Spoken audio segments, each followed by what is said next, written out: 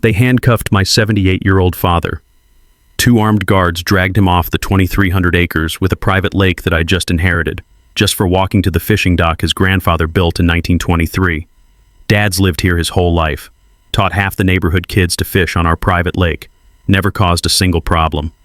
Then Bethany Cromwell shows up, a lawyer from California, new HOA president after only 6 months. She declares our private lake now belongs to the community.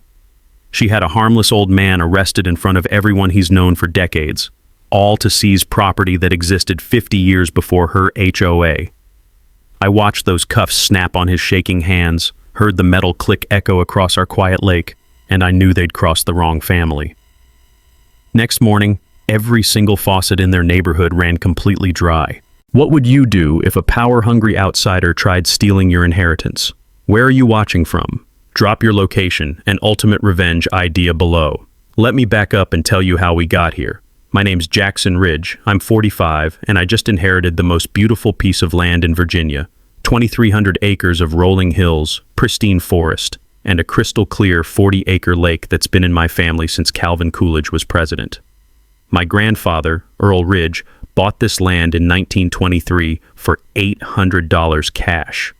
The musty smell of old courthouse records still reminds me of researching those original deeds. Earl spent 3 years hand-digging channels, building stone retaining walls, and creating what became Lake Serenity, a perfect fishing hole that attracted families from 3 counties over. Dad, Harlan Ridge, worked this land for 50 years after Earl passed. Never charged a dime for folks to fish, swim, or bring their kids for picnics. The sound of children's laughter echoing across the water became the soundtrack of our summers. Dad always said, "Good neighbors make good communities." I spent 20 years in the Army Corps of Engineers before coming home last year when Dad decided to retire. He officially transferred the property to me but kept living in the old homestead. The man's got more energy at 78 than most people half his age. In 2019, some California development company bought adjacent land and built Willowbrook Estates, 847 luxury homes marketed as exclusive lakefront living. The sales brochures literally featured photos of our lake, promising residents recreational access to pristine waterfront amenities. For 4 years, everything was fine. Then 6 months ago, new HOA elections brought in Bethany Cromwell as president.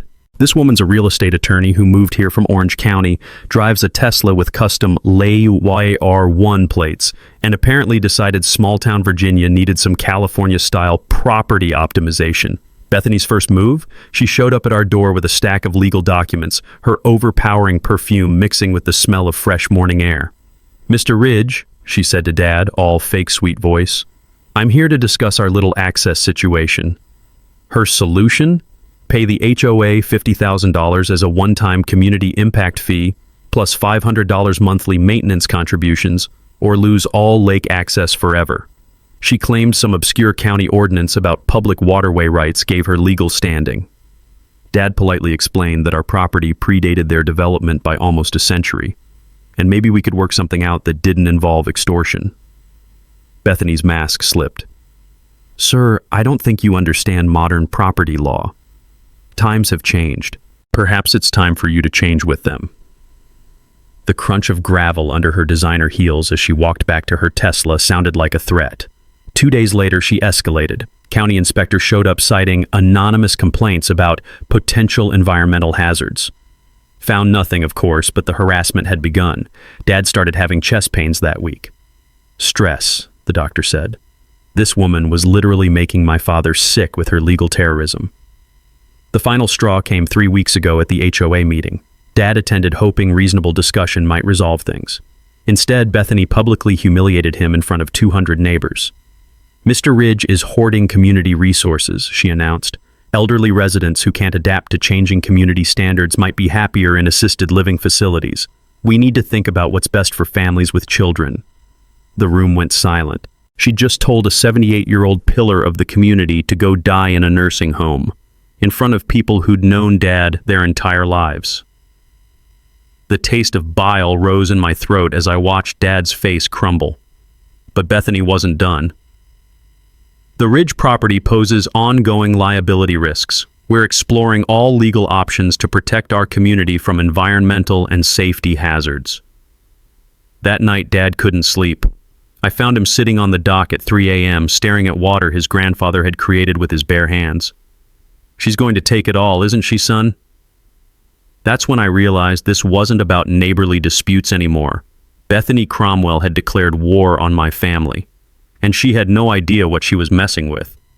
Bethany didn't waste time turning her threats into action. The morning after that disastrous HOA meeting, she filed an emergency injunction with the county court claiming Lake Serenity was a community asset being illegally withheld from public use. This woman actually argued that because Willowbrook residents had been using our lake for 4 years, they'd established adverse possession rights. I remembered my Army Corps training about property law. If you let neighbors use your land without documented permission, you can lose ownership rights entirely. Dad's handshake agreements with previous residents suddenly looked like legal quicksand. 3 days later, she escalated with a surveyor, some shifty-looking guy from 2 counties over who clearly owed her a favor. They spent 6 hours remeasuring our property lines, discovering that lake boundaries were historically incorrect and actually extended into community easement zones. I watched from the kitchen window as they hammered new stakes along our shoreline, the metallic ring echoing across water that had been ours for a century. The smell of diesel from their equipment mixed with morning lake mist, creating this toxic cloud that perfectly symbolized what Bethany was doing to our peaceful home. The fake survey was amateur hour, deliberately omitting the natural spring system feeding the lake. Any real engineer would have spotted the underground channels immediately, but accuracy wasn't Bethany's goal. She wanted ammunition for her land grab. Then she went nuclear with a press conference right on our lakefront, inviting reporters from 3 counties to witness her exposing environmental violations by an elderly hoarder. This woman set up folding chairs on our private beach while claiming we were denying water access to children and families. The audacity was breathtaking, like a burglar holding a press conference in your living room. Here's where things got interesting. While researching our property defense at the county courthouse, I overheard Bethany in the parking lot on her phone. She thought she was being discreet behind her Tesla, but stone buildings carry voices like megaphones. "The environmental angle isn't working fast enough," she hissed. "I need that lake drained and prepped for construction by spring. Yes, I already took the consultation fee. We're committed now." My blood went cold. This wasn't about community access or environmental concerns. Bethany had already taken developer money to convert our century-old natural ecosystem into a golf course. She was planning to murder Lake Serenity for 18 holes of Kentucky bluegrass. "The old man's practically dead anyway," she continued. "Stress-induced heart problems. We just need to accelerate the timeline. Maybe additional regulatory pressure?" The taste of rage was metallic on my tongue. She was actively trying to kill my father with bureaucratic harassment. This wasn't legal maneuvering anymore. This was attempted murder by paperwork. But while Bethany played legal games with fake surveys, I was studying real infrastructure. 20 years in the Army Corps had taught me that water systems are like chess games. Control the source, control everything downstream. Our lake isn't just rainwater in a hole. It's fed by underground aquifers crossing 6 properties, including every lot in Willowbrook Estates. Grandfather Earl's engineering was elegant. Gravity-fed spring water flowing through hand-built stone channels, maintaining perfect pressure and temperature year-round. More importantly, every well in Willowbrook sits downstream from our source. Cut the spring flow, and 847 homes lose water supply within hours. Bethany was threatening to steal the very system keeping her community alive. That evening, I walked the property with Dad, following old stone channels by flashlight. The crunch of autumn leaves under our boots reminded me of childhood explorations with Grandfather Earl, learning the secrets of his water kingdom. "Your grandfather was a genius," I told Dad as we traced the underground network. "He didn't just build a lake, he created the water infrastructure for this entire valley." Dad smiled for the first time in weeks. "Earl always said water flows to those who understand it, son.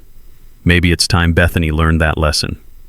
The next morning brought Bethany's biggest mistake, a document declaring our homestead a public nuisance, triggering emergency land use hearings. She'd bribed the county assessor to force municipal seizure of our property through eminent domain. "Due to ongoing environmental hazards and community safety concerns," the notice read, The Ridge property requires immediate oversight pending resolution of public access disputes. But reading that bogus assessment, something clicked. Bethany was making the classic bully mistake, overplaying her hand. Every illegal move created evidence for our eventual counterattack. She was building our lawsuit for us, one corrupt document at a time. I poured Dad another cup of coffee, the rich aroma mixing with cool morning air off our lake. You know what, old man? I think it's time we reminded Ms. Cromwell where her water actually comes from. The sound of morning birds singing over Lake Serenity had never sounded sweeter. War had been declared, but Bethany had no idea she was fighting an engineer who controlled her lifeline. Sometimes the best revenge is simply turning off the tap. Bethany's next move proved she'd learned absolutely nothing about picking fights with people who actually know how to fight back. Instead of backing down after her bogus survey got laughed out of court, she decided to go full social warfare with a campaign that would have made a political operative proud. First came the Save Our Community petition drive. Bethany stationed herself outside the local grocery store with a folding table, clipboard, and her most sympathetic smile, telling anyone who'd listen that the Ridge family was hoarding vital community resources from hardworking families with children. The woman had brass, I'll give her that, standing there in her $300 designer jacket, which probably cost more than most folks' monthly grocery budget, spinning tales about how we were environmental criminals. The smell of her vanilla perfume mixed with parking lot exhaust fumes, creating this cloying sweetness that perfectly matched her fake community concern. But petitions weren't enough for our aspiring dictator. She launched a whisper campaign that would have impressed middle school mean girls. Suddenly neighbors were gossiping about our unpaid taxes. We were current on everything. Environmental damage, our lake was cleaner than city water, and my personal favorite, that I was a dangerous loner veteran with PTSD who might snap. That last one really burned. 20 years serving my country, and this carpetbagging lawyer was weaponizing veteran stereotypes to steal family land. The irony of using fear tactics against veterans while living in a community they'd helped protect wasn't lost on me. While Bethany played propaganda games, I was building intelligence networks. The maintenance guy for Willowbrook Estates, Cisco Valdez, had grown tired of his new boss. Over coffee at Murphy's Diner, where the vinyl booth seats creak like old ships and bacon grease perfumes every conversation, Cisco shared fascinating details about Bethany's real agenda. "She's got Mrs. Henley scared to death," he said, stirring sugar into coffee that could strip paint. "Threatened her with 15 grand in landscape compliance fees or daily fines. Woman's on Social Security, she can't afford either option." But here's where things got interesting.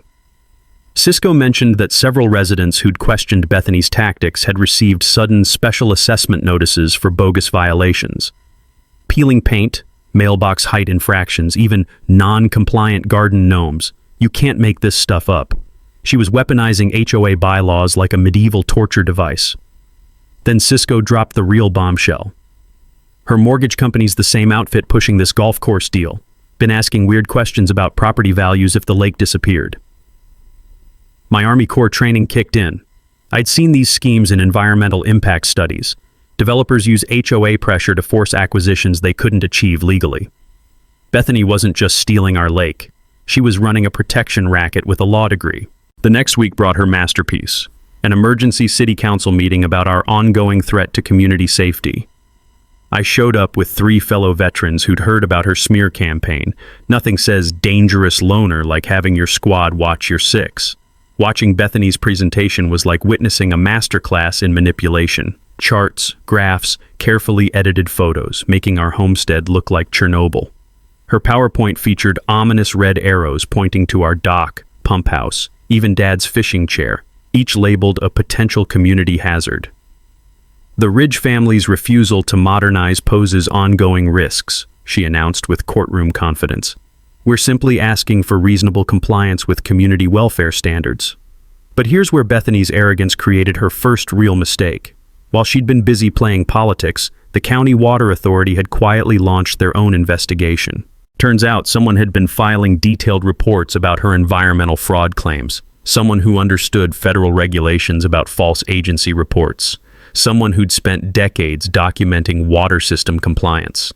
The council meeting ended with uncomfortable questions about Bethany's evidence sources and methodology.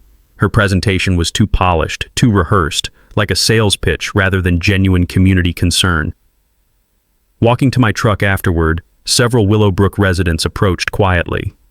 Martha Henley grabbed my sleeve with trembling fingers, her voice barely a whisper above the evening breeze rustling through oak trees. "Mr. Ridge, I don't think Mrs. Cromwell represents our best interests. Some of us never wanted this fight with your family. We just want our peaceful neighborhood back." That moment changed everything. Bethany had made a fatal assumption that her community shared her ruthless ambition. But these were decent people who'd been lied to and manipulated by a skilled predator who'd mistaken fear for loyalty. 3 more residents approached that night, each quietly expressing doubts about their HOA president's increasingly aggressive tactics. Young mother Sarah Kim mentioned her kids missed swimming in our lake. Retired teacher Bill Morrison remembered learning to fish there 40 years ago. The drive home felt different. War was far from over, but for the first time I wasn't fighting alone. Bethany had awakened something she couldn't control, a community's conscience. Bethany's response to losing community support was pure desperation wrapped in legal jargon. If she couldn't steal our lake through social pressure, she'd manufacture a federal case forcing government seizure of our property. 3 days after that disastrous city council meeting, she filed an EPA complaint claiming our family had violated the Clean Water Act through decades of environmental negligence. The woman actually argued that our century-old water management system posed an imminent threat to regional groundwater supplies. But paperwork wasn't enough for our wannabe environmental warrior.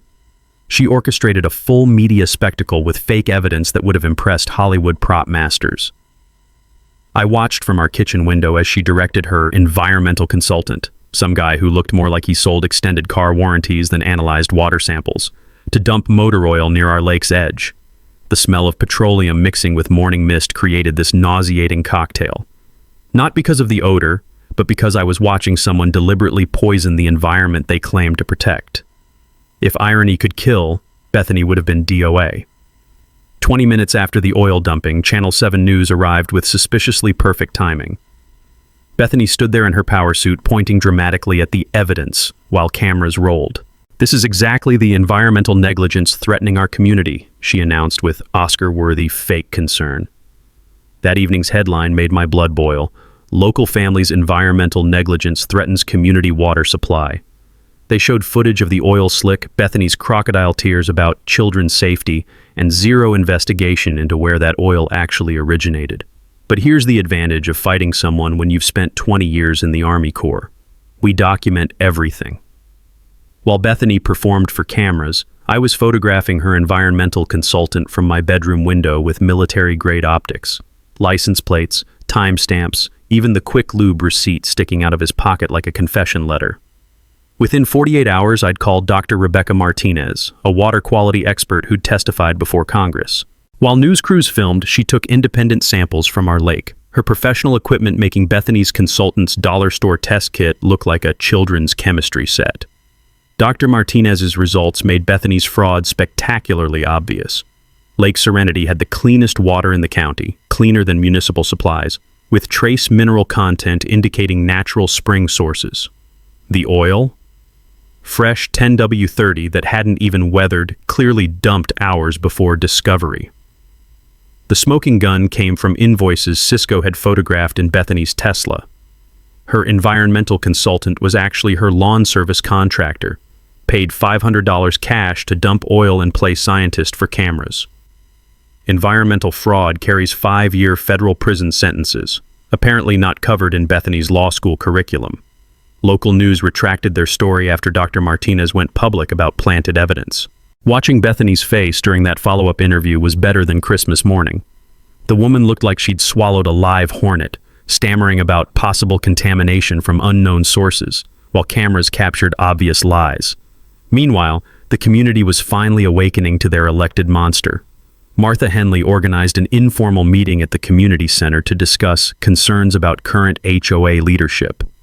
57 residents showed up, massive turnout for Willowbrook. The stories revealed systematic harassment and financial abuse. Cisco exposed how Bethany had redirected $180,000 from community pool maintenance to pay private attorneys and fake environmental consultants. She'd been embezzling community resources to fund her personal vendetta against our family. Several military veterans rallied around what they called an attack on one of their own. These guys had served in Iraq, Afghanistan, Bosnia. They recognized authoritarian tactics immediately. Having that brotherhood support felt like armor against Bethany's psychological warfare. But facing potential criminal charges for environmental fraud and community revolt, Bethany made the desperate move of someone with nothing left to lose.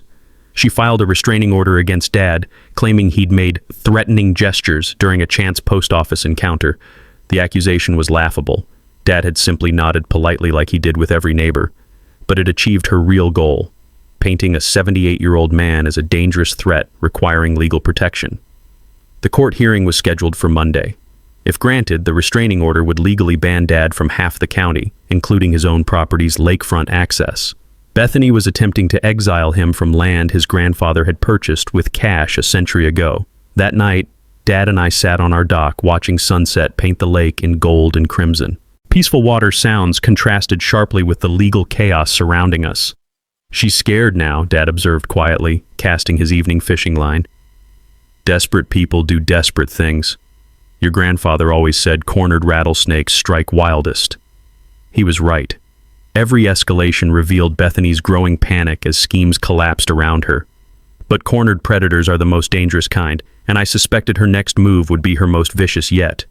The question was, how far would this woman go to steal a lake that had never belonged to her? While organizing Dad's papers for the restraining order hearing, I discovered something that changed everything. Hidden in a shoebox beneath decades of fishing licenses was a manila envelope marked "Emergency Use Only" in Grandfather Earl's spidery handwriting. Inside was the original 1923 water rights agreement, not just our property deed, but a separate document I'd never known existed. The yellowed paper crackled like autumn leaves, releasing that musty courthouse smell that had become my life's unfortunate soundtrack. But this wasn't ordinary paperwork. It was a perpetual easement granting the Ridge family exclusive authority to regulate, redirect, or restrict all water sources within a 5-mile radius of the natural spring system. The legal language was ironclad, predating every modern zoning law and HOA covenant by decades.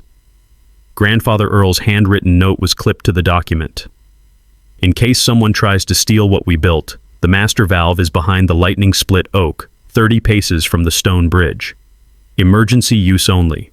This power comes with great responsibility. P.S. Don't tell your grandmother about this until absolutely necessary. She worries."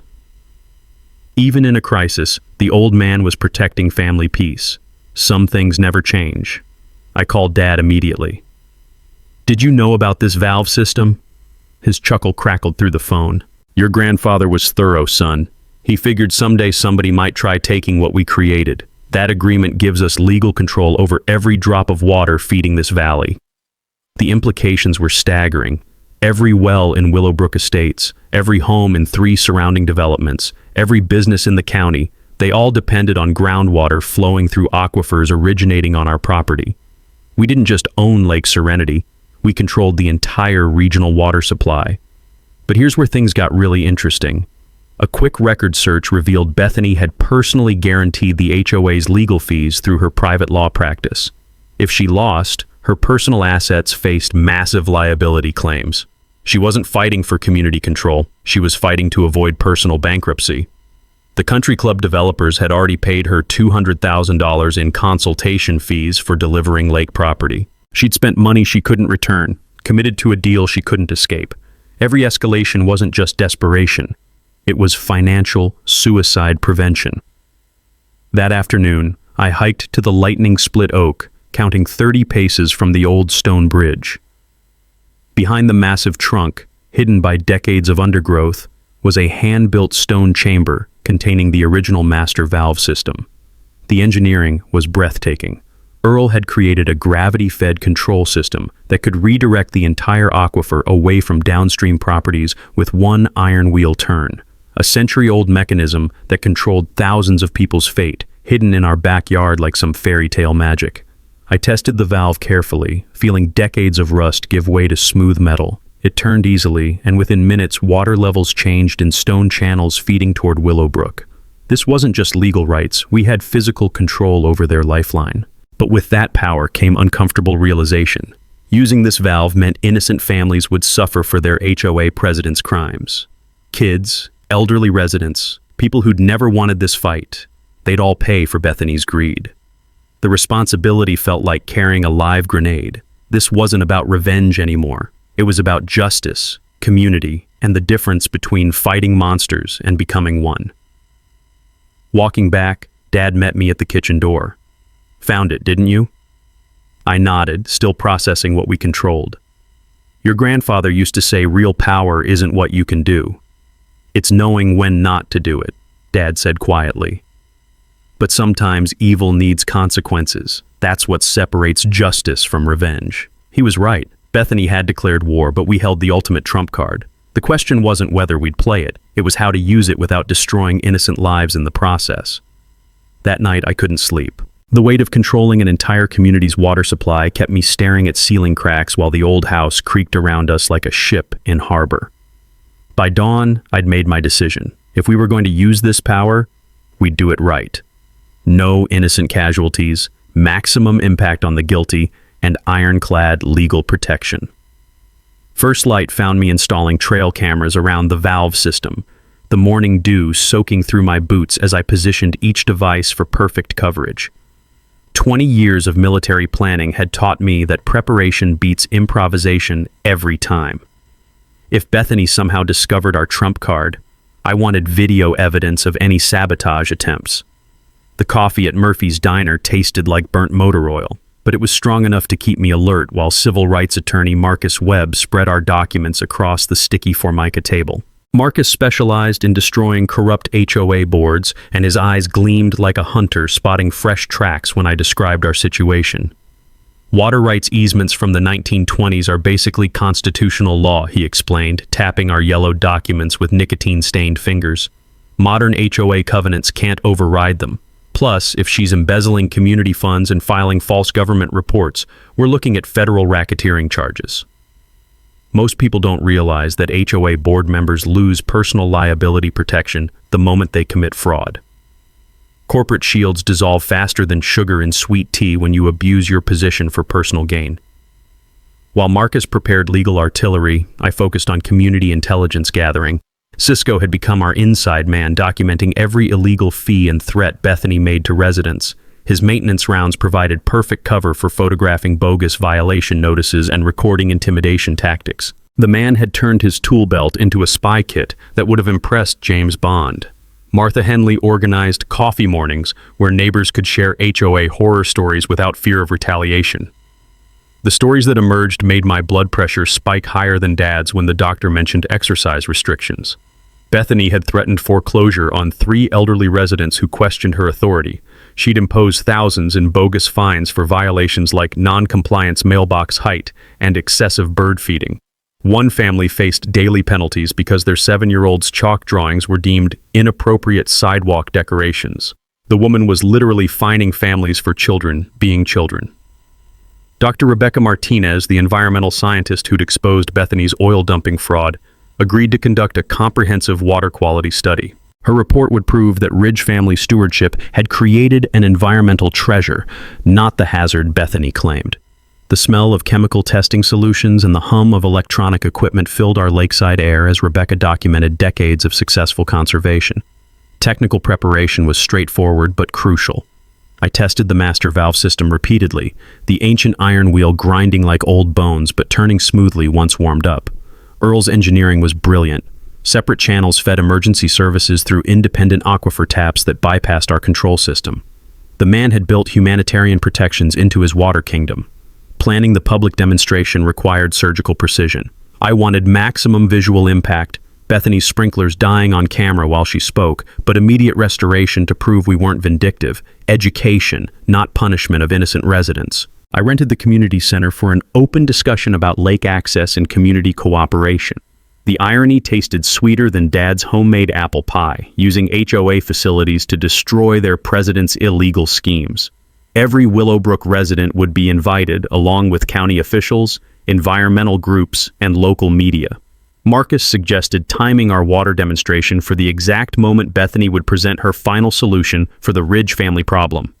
Intelligence from Cisco indicated she was planning to announce forced municipal seizure of our property through eminent domain proceedings. Perfect. Let her declare victory right before demonstrating who actually controlled the water. Dad insisted on attending despite health concerns, adjusting the oxygen tank his doctor had prescribed for stress-related breathing issues. I want to see her face when the lights go out, son. Been waiting 78 years to watch someone learn respect for water rights. The sound of determination in his voice reminded me why this fight mattered beyond property rights. This was about dignity, legacy, and proving that bullies eventually face consequences. Our preparation included backup plans for every contingency. If Bethany tried arrests, Marcus would be present with injunctions. If she claimed sabotage, we'd have video proof of legitimate valve operation. If she accused us of endangering public safety, Dr. Martinez would testify about our environmental protections. Coordinating with county water authorities was surprisingly pleasant. They were fascinated by our century-old system and eager to document traditional engineering techniques for historical archives. Government employees who actually cared about their work, imagine that. Everything aligned like stars during a perfect night patrol. Bethany had spent months escalating attacks, unknowingly building the perfect stage for her own public destruction. Friday evening couldn't come fast enough. After months of harassment, legal terrorism, and personal attacks on my father, justice was finally ready to flow downhill like water finding its natural course. With our Friday confrontation just days away, Bethany made her most desperate move yet. If she couldn't win through legal channels or community pressure, she'd resort to tactics that would have impressed a third-world dictator. Monday morning brought private security to our property, 3 guards in black uniforms claiming they were protecting community assets from potential sabotage. These weren't mall cops. They looked like ex-military contractors with tactical gear and attitudes that screamed, "We get paid to intimidate people." The crunch of their boots on our gravel driveway at 6 a.m. sent a clear message. We were now under siege. But Bethany's intimidation campaign was just warming up. That afternoon, she distributed flyers around Willowbrook featuring my military photo alongside warnings about PTSD-induced violence and unstable veteran behavior. The woman was literally using my service record as a weapon against my family. The smell of cheap printer ink mixed with my rising fury as neighbors started crossing streets to avoid eye contact. 20 years defending democracy overseas, and some California transplant was painting me as a domestic terrorist because I wouldn't hand over my inheritance. The irony was thicker than molasses in January. Her psychological warfare intensified with anonymous calls to Adult Protective Services, claiming Dad was being elder abused by his mentally unstable son. Social workers showed up demanding to inspect our home, forcing my 78-year-old father to prove he wasn't being mistreated on his own property. Watching Dad answer questions about his mental competency while strangers photographed his medication schedule was heartbreaking. The humiliation in his eyes as they asked about signs of intimidation nearly broke me. Bethany was weaponizing agencies designed to protect vulnerable people against the very families they should be helping. Meanwhile, those security guards weren't just intimidating, they were conducting full surveillance operations. Classic techniques I recognized from overseas, documenting routines, photographing property, recording visitors. This woman was treating American citizens like enemy combatants on their own land. But paranoia started working against her. Cisco discovered she'd been secretly negotiating to sell HOA common areas, including the community pool, playground, and walking trails, to her golf course developers. She was planning to eliminate recreational facilities that families had paid premium prices to access, then pocket the proceeds. The community finally awakened to their elected monster. Sarah Kim organized a petition demanding Bethany's immediate removal from the HOA board. Within 48 hours, they'd collected over 300 signatures, more than enough to trigger a recall election under Virginia law. Bethany's response was swift and vicious. Lawsuits against petition organizers claiming defamation and conspiracy to damage property values. The taste of legal harassment was becoming as familiar as morning coffee as she weaponized courts against anyone opposing her reign. Her biggest mistake was underestimating military brotherhood. Word about veteran-targeting flyers had spread through informal networks connecting everyone from Vietnam-era Marines to recent Afghanistan veterans. These guys recognized tyranny when they saw it. whether in foreign dictatorships or suburban HOA boards. Wednesday evening brought Colonel James Morrison, my old commanding officer, rumbling up our driveway in his diesel truck. The sound was like hearing cavalry horns during a desperate siege. "Heard you were having trouble with a local warlord," he said with that firm handshake of someone who'd led men through combat. "Thought you might appreciate backup for your community meeting." By Thursday, 15 veterans had confirmed attendance, not for intimidation, but to demonstrate that attacking one veteran meant facing the entire brotherhood. The psychological impact was already visible. Bethany's security guards looked nervous, spotting military license plates gathering around town. Thursday evening brought her final desperate gambit, an emergency restraining order against both Dad and me, claiming we'd made credible threats of domestic terrorism involving critical infrastructure. The woman was arguing that our own water system constituted a weapon of mass destruction. The legal papers arrived with nervous process server who clearly didn't want to be on our property. Due to credible threats involving water supply manipulation, the order read, respondents are prohibited from accessing or operating any water control mechanisms pending environmental safety assessment. Reading those words, I realized Bethany had discovered our master valve system. Whether through surveillance, insider information, or pure legal paranoia, she knew we controlled Willowbrook's water supply and was trying to neutralize our advantage before Friday's meeting. But she'd made one crucial mistake. Restraining orders don't take effect until properly served and processed. We still had 18 hours before any restrictions kicked in, plenty of time to demonstrate exactly who controlled the water flowing through her precious pipes. Dad chuckled when I explained the timing loophole. "Your grandfather always said the best lawyers are the ones who get too clever for their own good." Bethany just outmaneuvered herself. He was right. In her desperation to prevent our water demonstration, she'd essentially announced that we had the power to shut off her community's supply. Tomorrow's meeting had just transformed from neighborhood dispute into public education about the realities of water rights. The irony was delicious. Bethany had spent months claiming we posed a threat to community water, and now she'd legally confirmed that we actually controlled it. Friday morning arrived with the kind of crisp autumn air that makes you believe justice might actually exist in this world. But Bethany wasn't going down without a fight that would have impressed a cornered Wolverine. Her first move was attempting to have me arrested on fabricated assault charges. At 7 a.m., 2 sheriff's deputies knocked on our door with a warrant based on Bethany's sworn statement that I'd threatened her with military-grade weapons during a gas station encounter that never happened. The woman had literally invented a crime scene, complete with fabricated witness statements from her security guards. Fortunately, gas station security cameras told a different story. I'd been filling up my truck while Bethany sat in her Tesla 30 feet away, never approaching within speaking distance.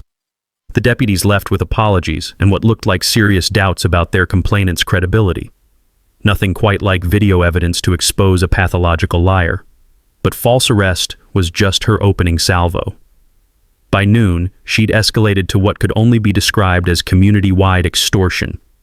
Every Willowbrook resident received certified letters announcing emergency special assessments of $5,000 per household, due immediately or face foreclosure proceedings. The timing wasn't coincidental. She was trying to turn the entire community against us by creating a financial crisis. The smell of fear and anger was palpable as residents gathered in small groups throughout the neighborhood, clutching those threatening letters like death sentences. Martha Henley called me in tears, explaining that her fixed Social Security income couldn't possibly cover such an assessment. 3 other elderly residents faced similar impossible choices between bankruptcy and homelessness. Meanwhile, Cisco had discovered Bethany's most damning secret yet. Bank records showing she'd embezzled nearly $200,000 from HOA accounts over the past 6 months. She'd been systematically looting community funds to pay for her legal war against our family, using resident fees to finance her personal vendetta. When Marcus Webb saw the evidence, his eyes lit up like a Christmas tree. "This isn't just embezzlement anymore," he explained over lunch at Murphy's Diner, the familiar creak of vinyl booth seats providing background to our conspiracy. "She's been operating a criminal enterprise under color of HOA authority. Federal racketeering charges carry 20-year sentences. But Bethany wasn't just stealing money, she was destroying lives with surgical precision. That afternoon brought reports that she'd contacted Child Protective Services about 3 families who'd signed the recall petition, claiming their children were being exposed to environmental hazards from our lake system. Parents were frantically arranging childcare during emergency home inspections, terrified that questioning their HOA president might cost them custody of their kids. The psychological terrorism was working. Several petition signers called to withdraw their support, too scared of Bethany's retaliation to continue fighting. The woman had successfully weaponized every government agency designed to protect citizens, turning them into instruments of oppression against her own community. By late afternoon, the stakes had escalated beyond property disputes into something resembling asymmetric warfare. Bethany had hired additional security guards, 6 total now, to patrol Willowbrook with instructions to photograph and document anyone attending our evening meeting. She was creating a climate of surveillance and intimidation that would have impressed the East German Stasi. But her most desperate move came at 4 p.m. An emergency court filing claiming our planned community meeting constituted credible terrorist threats against critical infrastructure. She was literally arguing that discussing water rights in a public forum was an act of domestic terrorism requiring immediate federal intervention. The FBI actually sent agents to investigate her terrorism claims. Special Agent Rebecca Torres arrived at our door looking like she'd rather be investigating actual crimes instead of HOA drama. After reviewing Bethany's evidence, essentially screenshots of our community meeting announcement, Agent Torres couldn't hide her exasperation. "Ma'am," she told Bethany during a conference call that Cisco somehow recorded, "organizing a community meeting to discuss property rights isn't terrorism. Filing false federal reports, however, is a felony that could land you in prison for 5 years." The taste of vindication was sweeter than Dad's homemade apple pie as we watched Bethany's last-ditch legal gambit collapse under federal scrutiny. But cornered predators are most dangerous when they have nothing left to lose. That evening, just 2 hours before our community meeting, Bethany made her final play. She attempted to physically drain Lake Serenity by hiring contractors to dig emergency spillways that would redirect water away from our property. I discovered the sabotage attempt during my final security check, finding 3 men with excavation equipment preparing to destroy a century-old ecosystem to spite one family's refusal to surrender their inheritance. The sound of diesel engines and the smell of disturbed earth filled the evening air as they prepared to commit environmental vandalism that would have taken decades to repair. That's when I realized Bethany had crossed the final line from legal harassment into actual criminal destruction. She was willing to murder Lake Serenity rather than admit defeat in her war against our family. Standing there watching contractors prepare to destroy my grandfather's life work, I made a decision that would define everything that followed. It was time to end this war once and for all. The Willowbrook Community Center had never seen anything like it. By 7 p.m., over 250 people packed into a space designed for 150, with overflow crowds gathering outside under portable floodlights that cast dramatic shadows across the parking lot. Local news crews from 3 counties had positioned cameras for maximum coverage, while county officials occupied the front row like judges at a tribunal. Bethany arrived fashionably late in a rented limousine. Apparently regular luxury wasn't sufficient for her victory lap. She emerged wearing a new designer suit that probably cost more than most residents' monthly mortgage payments, carrying a briefcase that gleamed under camera lights like a weapon of legal destruction. Her presentation setup was impressive. Professional sound system, giant projection screen displaying Lake Serenity development plans, and enough legal documents to choke a courthouse. The woman had clearly spent thousands on this dog and pony show, money that undoubtedly came from embezzled HOA funds. "Ladies and gentlemen," Bethany began with courtroom confidence, "tonight marks the end of a selfish family's stranglehold on community resources that rightfully belong to all residents." The projection screen lit up with architectural renderings showing our lake transformed into an 18-hole golf course, complete with clubhouse, pro shop, and luxury condominiums. The audacity was breathtaking. She was literally advertising the destruction of our family's century-old legacy while claiming community benefit. "The Ridge family has hoarded these water resources for decades," she continued, gesturing dramatically toward Dad and me sitting in the back row. "But modern property law recognizes that individual greed cannot override collective community needs." That's when I stood up, asking permission to respond to these allegations. The room fell silent except for the hum of camera equipment and the nervous shifting of folding chairs. Dad gripped his oxygen tank tighter, his eyes sparkling with anticipation for what was about to unfold. "Ms. Cromwell," I said, walking toward the front with deliberate military bearing, "before you continue claiming ownership of our property, perhaps the community should understand who actually controls their water supply."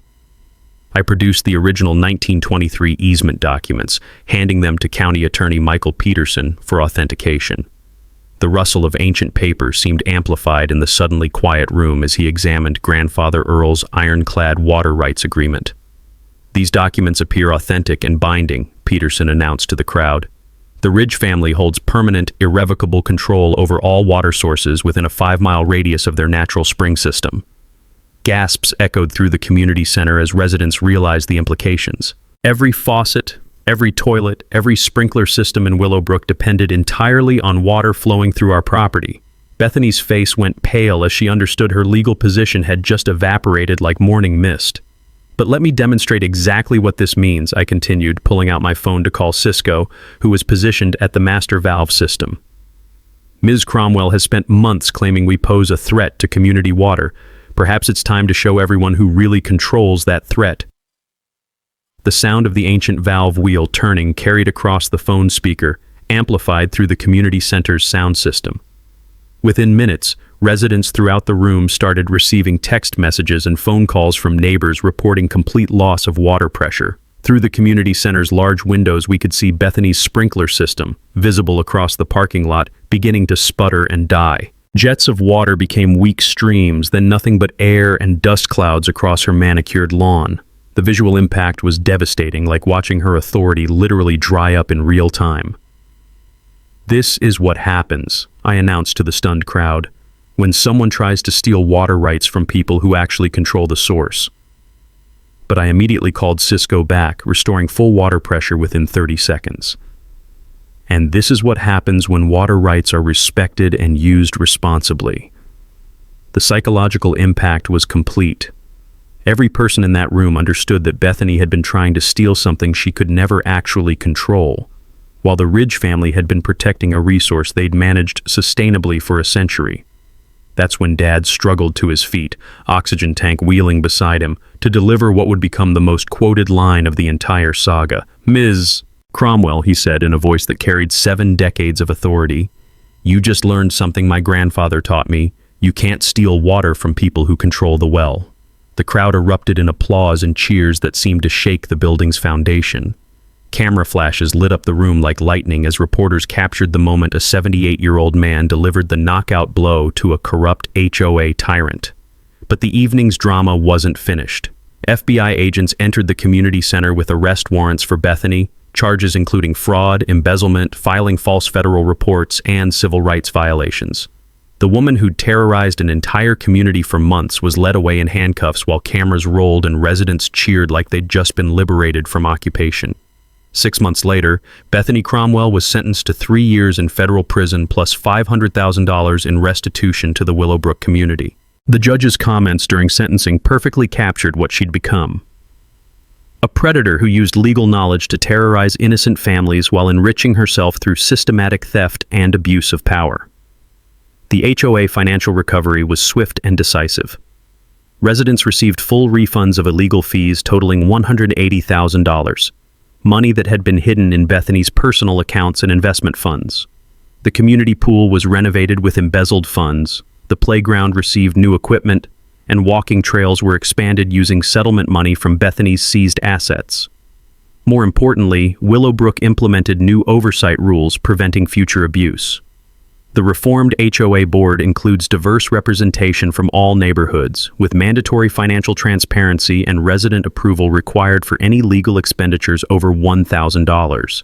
No single person would ever again wield the dictatorial power that Bethany had abused so ruthlessly. Dad's health improved dramatically once the stress disappeared. His chest pains vanished, the oxygen tank went back to the medical supply company, and he returned to his daily walks around Lake Serenity with renewed energy. The man who'd been targeted for destruction was now thriving at 78, teaching neighborhood children traditional fishing techniques their parents had never learned. Our lake access agreement became a model for community cooperation. Families enjoy swimming, fishing, and recreational activities under a formal arrangement that respects property rights while ensuring public benefit. Children's laughter once again echoes across water that their grandparents might have enjoyed decades earlier. But our most meaningful legacy started with the Ridge Family Foundation, established using settlement funds and designed to prevent future HOA abuse. The foundation awards annual college scholarships to students studying environmental science, legal advocacy, or community planning, skills needed to protect families from predators like Bethany. Our first scholarship recipient was Sarah Kim's daughter Emma, inspired by the water rights case to pursue environmental law. Emma wants to spend her career protecting natural resources from corporate exploitation and ensuring that communities have clean, accessible water for future generations. The $50,000 scholarship will fund her complete undergraduate education at Virginia Tech. Lake Serenity itself received official recognition as a county environmental protection zone, partnering with state university researchers studying sustainable water management. The traditional engineering techniques grandfather Earl pioneered are being documented for modern applications, proving that sometimes old wisdom surpasses new technology. Tourism has brought unexpected economic benefits to our entire region. The Water Rights Victory Tour attracts visitors interested in both environmental conservation and David versus Goliath stories of justice prevailing over corruption. Local businesses report increased revenue from families who want to fish in the lake that defeated corporate greed. The annual Lake Day Festival celebrates community cooperation over conflict. This year's festival featured barbecue, live music, children's fishing contests, and speeches from county officials who'd witnessed Bethany's downfall. Even some of her former supporters attended, grateful that her reign of terror had ended before destroying more families. Dad serves as honorary water rights consultant for the county, advising other communities facing similar HOA abuse or water management challenges. His expertise helps families understand their legal protections and resources available for fighting corruption. The man who was once targeted for elimination now helps others avoid the same persecution. I've decided to run for county commissioner on a platform of property rights protection and government accountability. Too many families face harassment from corrupt HOA boards, zoning officials, and other petty tyrants who abuse public trust for personal gain. Someone needs to stand up for ordinary citizens against institutional bullies. Our story continues inspiring similar lawsuits across Virginia and neighboring states. The Cromwell case established legal precedents strengthening homeowner protections against HOA overreach, while demonstrating that federal agencies will prosecute officials who weaponize their authority against innocent families. Every sunset over Lake Serenity reminds us that some battles are worth fighting, especially when they protect something bigger than personal property. We fought for dignity, legacy, and the principle that bullies eventually face consequences when they target the wrong family. I keep thinking about the moment when Jackson stood up in that packed community center. Bethany's got her PowerPoint going, talking about seizing his family's lake, and Jackson just calmly pulls out a 1923 waterized document. Bethany never saw it coming. 6 months of legal threats, security guards, fake environmental reports, all built on the assumption that this guy didn't know what he actually owned. That's how these HOA situations play out. They count on you getting emotional. They count on you not knowing the rules and might do something stupid. Bethany probably figured she could wear him down and make him cave in. But while Bethany's busy playing game with fake reports, Jackson's sitting there with a document that predates her HOA by 50 years. Makes me wonder how many other families are dealing with this kind of situation. A person got some little authority and decides they know better than people who have been there for decades. Have you ever had to deal with such HOA board members who think the rules don't apply to them? Drop in the comments. And if you think this video was worth your time, smash that subscribe button. Sometimes the best defense is just actually knowing what you own.